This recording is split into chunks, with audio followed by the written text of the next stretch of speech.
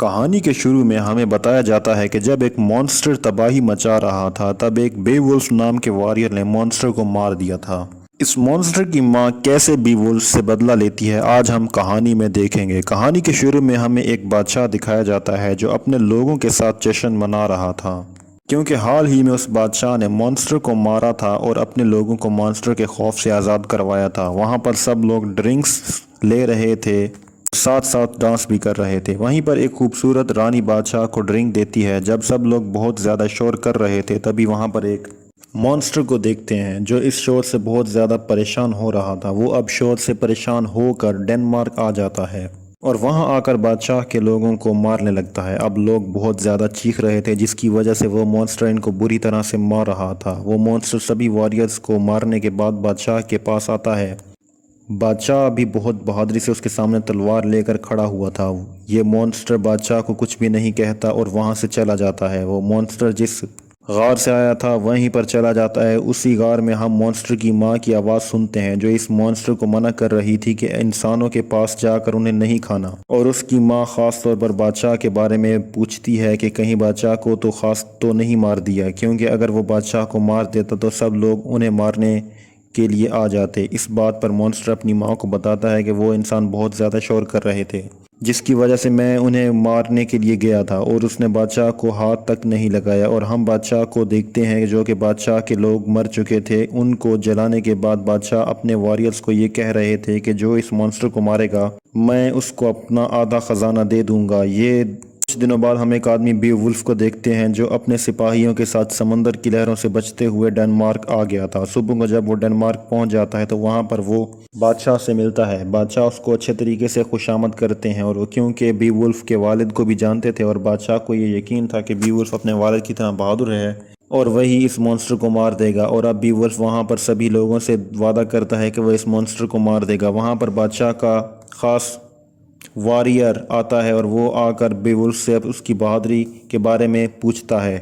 وہ واریر اس کو بتاتا ہے کہ وہ ایک تیراکی کا کمپٹیشن ہار گیا تھا۔ تبھی وہ بی وولف وہاں پر سب کو بتاتا ہے کہ جب وہ سمندر میں تیر رہا تھا تبھی اس پر ایک مونسٹر نے حملہ کر دیا تھا۔ اس کو مارنے کے چکر میں وہ کمپٹیشن ہار گیا تھا۔ اس نے اپنی زندگی میں 9 مونسٹر مارے تھے۔ پارٹی ختم ہونے کے بعد وہ سب لوگ جا چکے تھے مگر بی وولف اور اس کے ساتھی وہیں ہال میں ہی تھے اور اس مونسٹر کا انتظار کر رہے تھے۔ بی وولف اپنے سارے کپڑے اتار لیتا ہے اور اس کا انتظار کرتا ہے۔ اس کا ایک ساتھی اسے پوچھتا ہے تو وہ اسے بتاتا ہے کہ وہ بنا ہتھیار اور بنا کسی کوج کے اس کا سامنا کرے گا۔ پارٹی ہال میں بی وولف کے ساتھی زور زور سے گانا گانے لگتے ہیں، جس کے بعد وہ مونسٹر آ جاتا ہے۔ بی وولف بھی اپنے ساتھی کے ساتھ مل کر اس پر حملہ کرتا ہے۔ اس کے بعد اسے معلوم ہو جاتا ہے کہ اس مونسٹر کو اونچی آواز نہیں پسند۔ اب بی وولف اس کے کندھے پر چڑھ جاتا ہے اور اس کا کان کاٹ دیتا ہے۔ اس کے بعد مونسٹر کو بہت زیادہ درد ہوتا ہے اور وہ یہاں سے بھاگ جاتا ہے، مگر بی وولف نے اس کا ہاتھ زنجیروں میں جکڑ کر کاٹ دیا تھا، اور پھر تبھی لوگ بی وولف کے نعرے لگانے لگتے ہیں۔ اس کے بعد رات کو ہم بادشاہ کو اپنے کمرے میں رانی کے ساتھ دیکھتے ہیں۔ ان کی باتوں سے یہ پتہ چلتا ہے کہ وہ مونسٹر کوئی اور نہیں بلکہ ان کا ہی بیٹا تھا۔ اس بادشاہ کی آخر کیا مجبوری تھی کہ وہ انہیں اس مونسٹر کا والد بننا پڑا۔ مونسٹر اب اپنی غار میں پہنچ چکا تھا اور وہاں پر اپنی مونسٹر ماں کو بتا رہا تھا کہ بی وولف نے مارا ہے اور پھر اس کی ماں اس کا بدلہ لے گی، اور وہاں بادشاہ اپنا شاہی پیالہ بی وولف کو دیتا ہے جو ڈریگن کی طرح بنا ہوا تھا، اور تبھی وہ مونسٹر بھی مر گیا تھا۔ اس کی ماں اس کو مرتا ہوا دیکھ کر چیختی ہے اور ڈنمارک واپس آ جاتی ہے۔ بی وولف جب پارٹی ہال میں سو رہا تھا تو اس کو ایک خواب آتا ہے کہ اس کے پاس ایک رانی آتی ہے مگر وہ مونسٹر بن جاتی ہے۔ تبھی بی وولف ڈر کر اٹھ جاتا ہے اور جیسے ہی وہ اٹھ کر دیکھتا ہے تو اس کے سب ساتھیوں کے ساتھ گاؤں والوں کی لاشیں بھی تھیں لٹکی ہوئی تھیں۔ تبھی وہاں پر وگلیف بھی آ گیا تھا۔ وہ اس منظر کو دیکھ کر بہت پریشان ہو گیا تھا اور ڈر رہا تھا، اور اب بادشاہ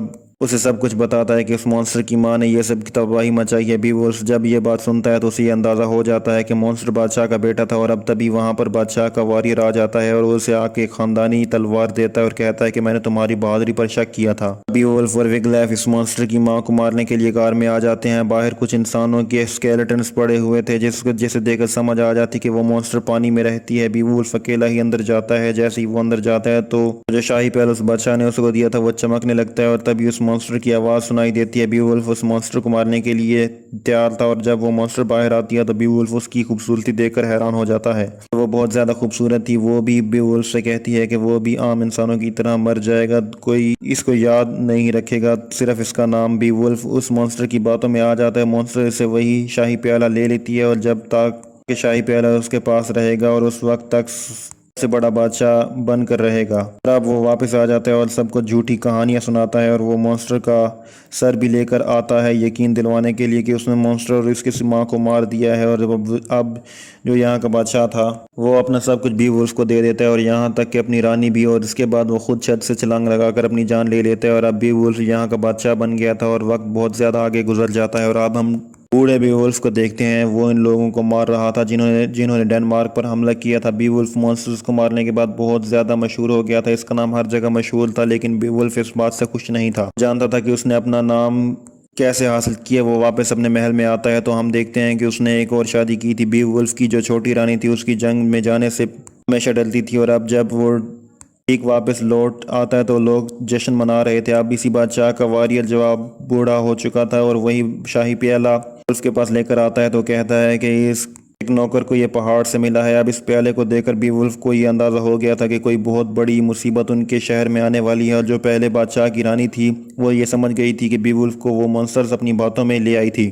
وہ دوبارہ سے اسی غار میں جاتا ہے اور وہاں پر وہ اپنے بیٹے کو دیکھتا ہے, اور وہ ہم دیکھتے ہیں کہ یہ سب اپنے خواب میں دیکھ رہا تھا. تبھی وہ دونوں رانیاں دیکھتی ہیں کہ ایک بہت بڑے ڈریگن نے ان کے شہر پر حملہ کر دیا تھا. وہ بہت زیادہ تباہی کرنے کے بعد انسان بن جاتا ہے, اور وہ ایک پریسٹ کو بتاتا ہے کہ اپنے راجا کو بتا دو. اور جب وہ پریسٹ اس کے بیولف کو بتاتا ہے تو یہ سمجھ آتا ہے کہ ڈریگن اسی کا بیٹا ہے جو تباہی مچا رہا ہے. اور اگلی صبح جب بیولف اس ڈریگن کو مارنے کے لیے جا رہا تھا اس کی چھوٹی رانی اس کو روکتی ہے. وہ اپنی دونوں رانیوں کو آخری بار الوداع کہتا ہے اور پھر وہاں سے چلا جاتا ہے. بیولف اس غار میں باہر اپنے ساتھی وگلیف کے ساتھ پہنچ جاتا ہے. یہاں پر وہ مونسٹر رہتی تھی. بیولف اپنے ساتھی وگلیف سے کہتا ہے کہ اس کے مرنے کے بعد اس کو یہاں کا بادشاہ بنا دیا جائے گا, اور وہ خود اکیلا اس غار میں چلا جاتا ہے. وہاں پر وہ وہی شاہی پیالہ پھینکتا ہے اور اس مونسٹر کو تباہی مچانے سے منع کرتا ہے, اور تبھی وہ ڈریگن آگ برسا دیتا ہے جس سے بچتے ہوئے وہ غار سے باہر آ جاتا ہے. تبھی بیولف اور اس کا ساتھی دیکھتے ہیں کہ وہ ڈریگن شہر کی طرف جا رہا تھا, اور وہ دونوں اس کا پیچھا کرتے ہیں, اور بیولف اپنے کلہاڑے سے اس پر حملہ کرتا ہے, اور تبھی وہ رسی سے لٹک جاتا ہے. اس کے ساتھی جب اس ڈریگن پر تیر برسا رہے تھے تو بیولف ان تیروں سے بچنے کے لیے اپنی رسی کاٹ دیتا ہے, اور جب